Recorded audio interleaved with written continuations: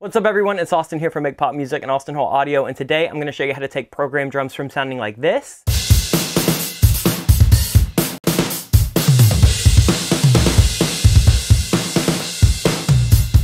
to something way more realistic like this.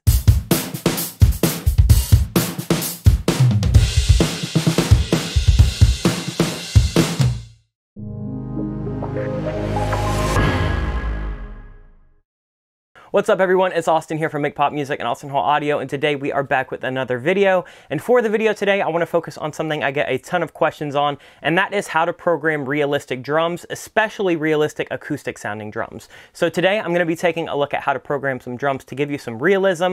We're going to take a look at things like automating velocities, kind of shifting things on and off the grid to provide some realism, picking the right library, and then just how to kind of manipulate these libraries and these sounds to give you something that doesn't sound so programmed and so stock, but has a little bit of fluid movement as if you were tracking a live drummer. So if you have any questions, let us know in the comments down below. If you want to see more stuff like this, or if you have a recommendation for a video, leave that in the comments down below. And then if you like this video, make sure you like, comment, and subscribe. If you want to support the channel, you can head over to makepopmusic.com and check out all of our cool stuff over there.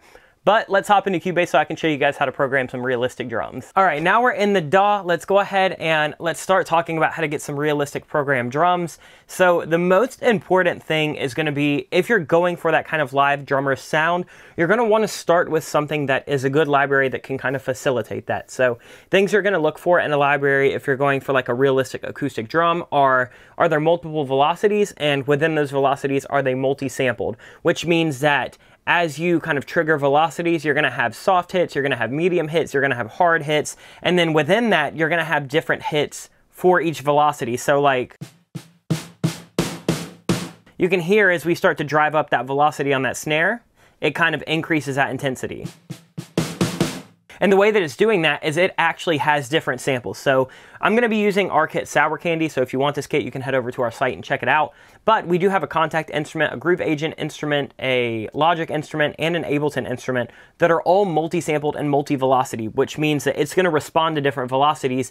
And even if I hit it hard, we have 5 different hits for soft, medium, and hard. So as you start to roll through it and trigger it, it's hitting a snare a little bit differently every time. And there are other libraries that do this. If you don't have Sour Candy, that's totally fine. If you use something like Superior Drummer or like Slate Drums 5 or Easy Drummer, any of those kind of acoustic kits should have some kind of multi-sampling and kind of full velocity capabilities. You're not going to see this in sample packs that have like electronic samples, like you're not going to see this in like splice packs. You're not going to see this in any of the other electronic inspired kind of sample packs on the Make Pop Music site, because those aren't focused on giving you that really round acoustic deliverable kind of like. You don't need that realism in electronic samples nearly as much. So if you're going for this sound, make sure you're using a library that can facilitate that, because the difference of having like just be the same sample 5 times versus having, you know, 5 different samples that it cycles through can be very, very, very dramatic. So make sure that you're using a library that has that capability. Otherwise, whatever we talk about in this video is not going to matter too much. So once you've picked the right library, let's go ahead and let's take a look at some things that you can be doing with your actual programming that'll make a huge difference.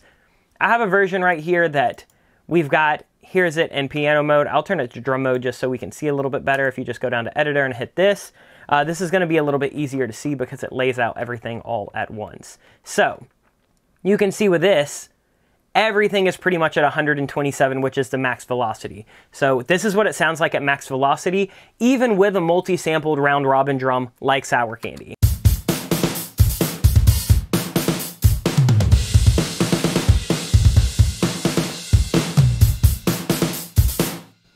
So as you can hear, something about it doesn't sound quite right. And again, the drum kit is doing all that it can do. It's playing the different samples, it is cycling through everything, but the issue is that we're not programming it with any realism in that velocity range. So as you can see right here, everything maxed out at 127. That's not really what you're looking to do. So the way that I like to program my drums is I kind of think of things as if I were an actual drummer, right? So like if I'm gonna play a snare like ta-da, you're going to have to think one of those hits is going to be softer than the other. Are you playing with your lead hand? Are you playing with your offhand? How are you rolling? So let's just turn this back into drum mode so we can kind of take a look, and it'll be a little bit easier to follow. Let's take a look at some of these hi-hats, right? So I'll highlight those so you can just see all of the different velocities.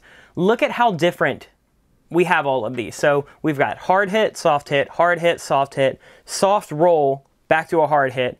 And if we mute everything and solo these out, you'll be able to really tell how different this makes this. Opposed to all of them being maxed out at.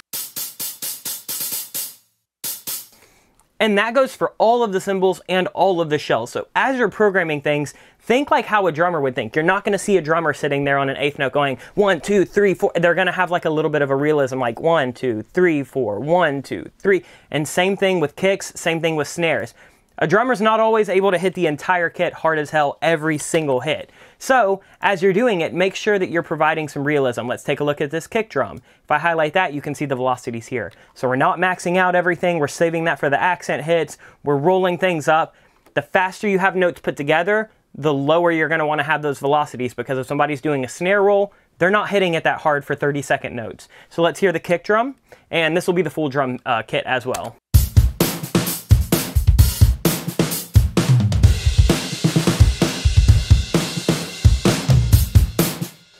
So you can see that as you've done things like roll those kicks, roll those snares, automate those hi-hats, and then even with these cymbals, you know, you've got like a louder velocity at first, and then it's kind of just riding on like a mid velocity. That's going to be really, really, really important for getting that programmed drum sound to sound realistic, because otherwise you're going to have this big battle of velocities. So here's everything at 127, the non-realistic velocities.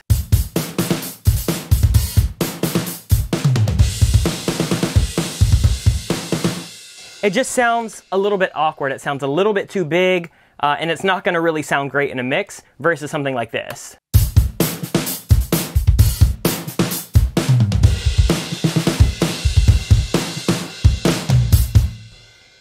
And it might help you to watch some videos of drummers actually laying down licks and grooves, or even better yet, if you can access some drum stems from a live track drummer, you can kind of start to see how velocities roll off of the hand. So even things like, you know, this little tom fill right here that comes in on the 4 for the second measure, you can see that we start with a hard velocity, dip down a little bit, and then hit kind of a harder velocity. So like hard on snare, soft rack, hard floor. Opposed to having this. Just not going to sound right. So, I mean, you could get this as crazy as you want it. You could have it way down here.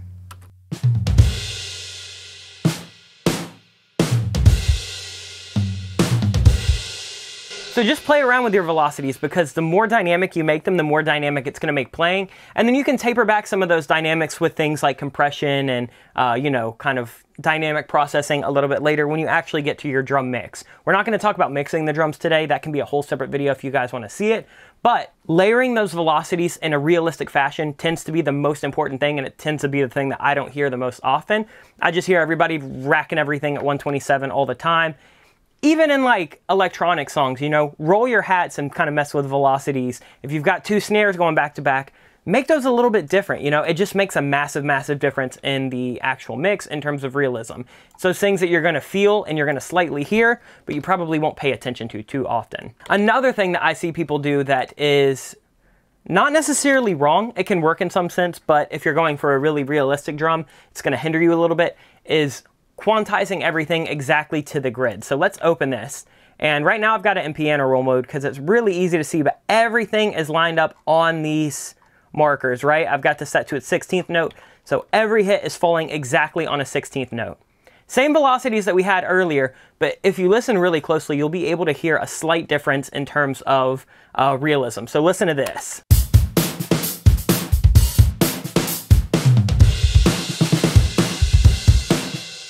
So it's the same in terms of exactly what we have for the kind of realistic velocity earlier, but with everything exactly on that grid, it's just got a little bit of a different vibe. Here's that realistic velocity with some timing discrepancies. So you can see right here that, you know, the hat might come before, or the cymbal might come a little bit before this snare right here. These snare rolls are not going to be exactly on the grid. Think of it as if, like, if you were tracking a drummer, even if you edit it as tight as you possibly can, it's just not going to be to a grid every time. It adds no pocket, it adds no flair, and it makes things like fills and rolls and things like that just sound a little bit awkward and clunky. So you can see we're not doing anything crazy. We're not even going like a full 64th note off on most of these, but just these tiny little discrepancies as I scroll through, you know, you can see them not lining up on the grid. That adds a massive, massive bit of flavor. So take a listen to this.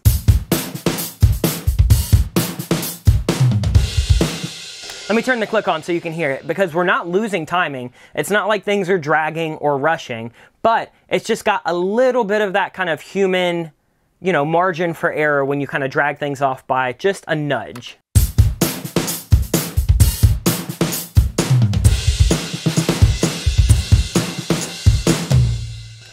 And again, it's really minor, but let me play that back to back with a hard quantize just so you can hear the difference that it makes just when you do those like little, you know, 1 or 2% movements. So you can see right here, we're back to everything being pretty tight.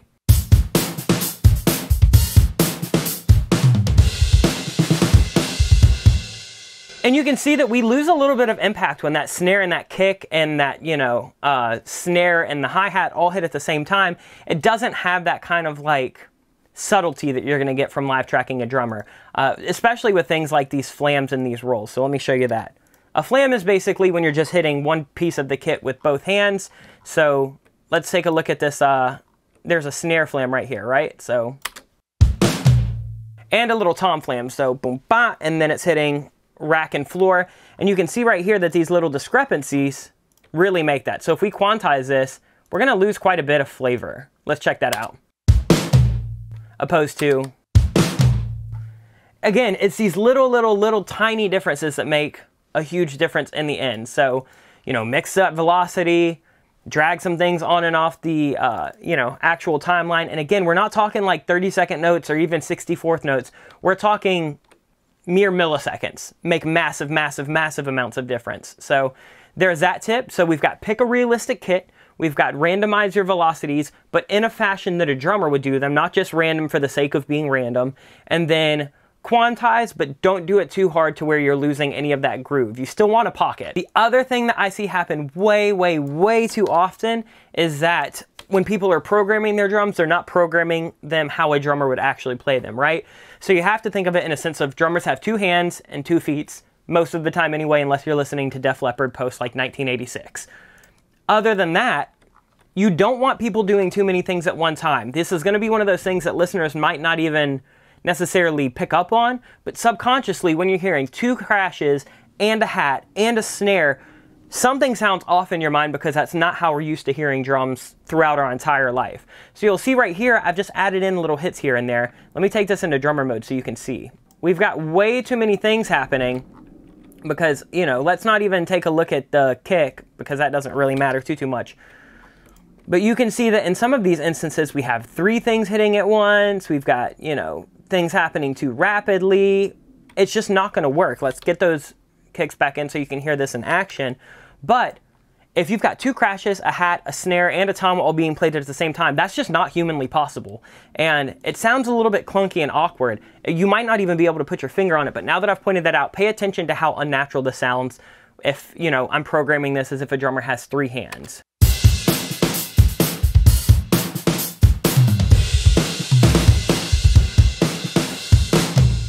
It's just little things like we've got a double crash and a hi-hat right here on the intro. That's not natural. We've got this crash kind of going through this area right here where there is little drum fills. We've got areas like right here, if we look at this. There's no way we've got 2 crashes playing when we've got a snare into a tom fill. It's just not going to happen. There's no way a drummer's going to hit snare, crash still on the quarter note, and then like, it's just not going to happen.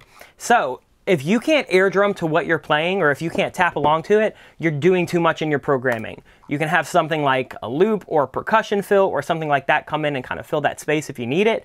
But if you're really going for a realistic drum, just make sure you're not overdoing it. Make sure that a drummer's actually going to be able to play this if they sit back and they listen to this. It's one thing to add crashes in on the impact so you can have a bigger, you know, down hit for a chorus, but just do that with supplemental samples. I would keep the programming as minimal as possible. So, like, you know, if we take a look at this, even off a first glance, you can already see that it looks much, much, much busier than something like this. This feels a bit more realistic. It looks more realistic. It plays more realistic, opposed to, you know, crash hits everywhere, fills that are doing 30-second notes that are not humanly possible. Like, not every drummer is Larnell Lewis. Not every drummer is going to be able to do, you know, 16th triplet fills into a double crash, into an open hi-hat that you're closing with a pedal. Keep in mind what the project is trying to do. So if you were tracking a drummer, when are they hitting cymbals? When are they hitting shells? When are they doing fills? What fills are they doing? And then once you can put together a decent drum kind of arrangement in terms of what they're playing, that's when you go in and you start randomizing velocities and you start dragging things on and off the grid. So I'm going to go ahead and completely quantize this and set this to all max velocities so you can hear all the sends going on at once, and then we'll compare that to our realistic kit. All right, so take a listen to this. For the first 4 measures, it's going to be all completely quantized, non-realistic velocities, and non-realistic drum movement with too many hands going on. And then for the second 4 measures, we're going to be transitioning into that realistic programming that we talked about a little bit earlier. And you'll see it transition. Let's take a listen.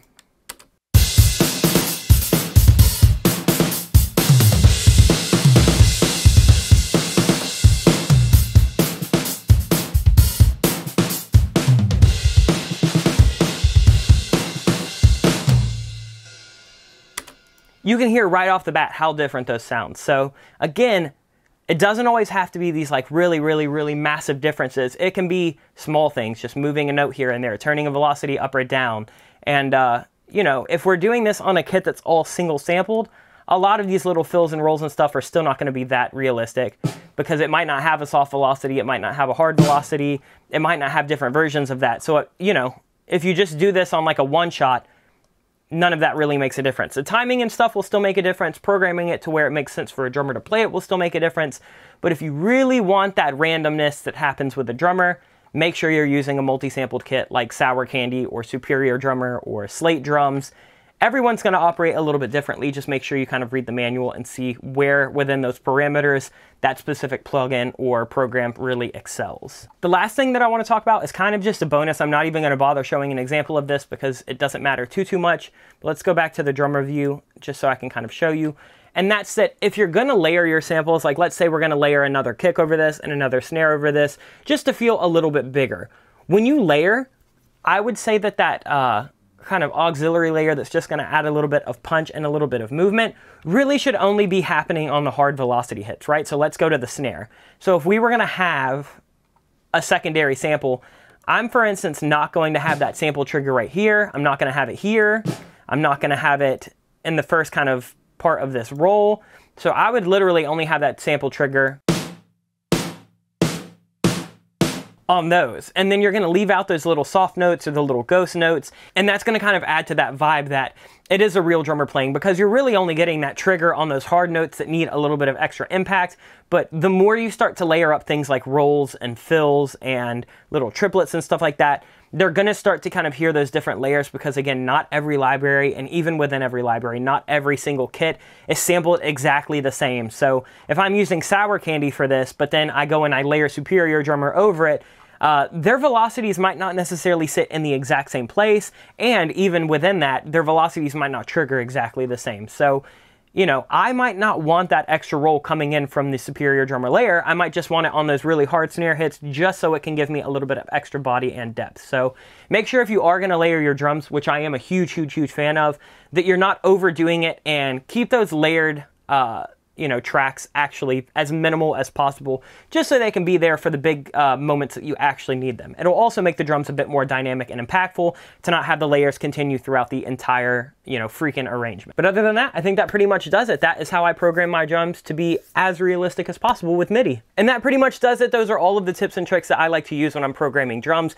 If I'm going for a more realistic live track acoustic drum sound, again, some of these things don't really necessarily apply to electronic samples, especially things like kind of using a round robin kit or doing things like the velocity automation. You can still get away with a little bit of that, but it really does focus and hone in when you start using kits like this and you're going for a more raw organic sound. So if you like this video, make sure you like, comment, and subscribe. If you have any questions, leave those in the comments down below and I'll answer what I can. If you want to support the channel, you can head over to makepopmusic.com and check out all of our cool stuff over there. But that's going to do it for this video. We will see you guys next week with some more content. Until then, everybody, much love. Peace.